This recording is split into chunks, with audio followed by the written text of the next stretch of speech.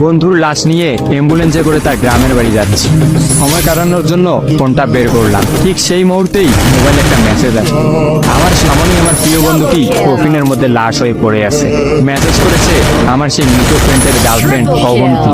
আমি মেসেজগুলো পড়া শুরু করলাম। ফাহাদ, আমাকে মাফ করে দিও।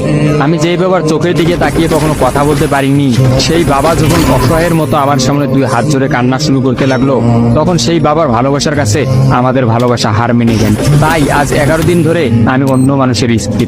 তোমাকে কথা দিয়েছিলাম জীবনের শেষ সময় পর্যন্ত তোমার সঙ্গে থাকবো।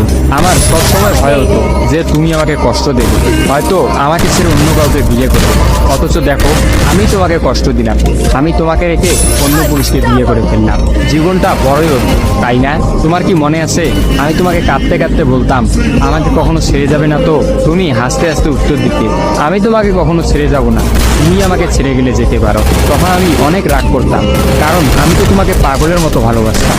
তুমি নেই এরকম কোনো পৃথিবী আমি কল্পনাও করতে পারতাম না। অথচ দেখো, আজ অন্য কেউ হচ্ছে আমার স্বামী। রোজ তার সাথে আমাকে ঘুমাতে হয়, ঘুম থেকে উঠে তার মুখটাই আমাকে দেখতে।